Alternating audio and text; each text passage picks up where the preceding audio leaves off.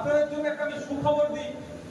উপদেষ্টা কমিটি যে কথা বলেছিলাম, পার্টির লোকজন শুধু নয়, আমি বেশ কিছু মানুষের সাথে আলোচনা করেছি এই আপনাদের বাজেট কমিটি বাজেট থেকে নিয়ে, যাদের কোনো পলিটিক্যাল অ্যাফিলিয়েশন নাই, তারা কিন্তু উপদেষ্টা কমিটিতে আমি তাকে কি কয়েকটি অ্যাপ্রোচ করেছি। তাদের মধ্যেও গুটি কয়েক মানুষ কিন্তু এগ্রি হয়েছে, যারা হয় টিচার আছে, ডক্টর আছে বা প্রমিনেন্ট ফেস যারা, তারাও এই কমিটির উপদেষ্টায় থাকতেছে।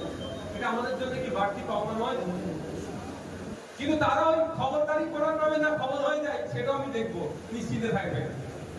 সেটাও দেখবো, খবরদারি করতে গিয়ে খবর হয়ে যাচ্ছে। রাজ্য সরকারের বিগত আমাদের বলছি, ভিজিলেন্স অফিসাররাই ঘুষখোর হয়ে গেছিল অনেকে, ফলে তারা আর কিভাবে করবে, সেরকম আশা করছি এখানে হবে না। তা আমি এই পিরিয়ডটা যাতে চালা যে কোনো অফ হয়ে যাচ্ছে, কার কাছে যাবে না যাবে, কি হবে না হবে, দোকানের এক্সটেন্ড করা বা কাজ কাম যেগুলো যা ডিস্টার্ব হচ্ছে, এই মুহূর্তে এটাকে চালানোর জন্য একটা ঘোষণা করছি। কিন্তু বাইলস পাওয়ার পরে নির্দিষ্ট নিয়মকে সামনে রেখে সেখানে পরিপূর্ণভাবে এটা চলবে। এখন শুধুমাত্র এই যে এখন অভিভাবকহীন হয়ে আছে সেই জায়গাটা সামাল দেওয়া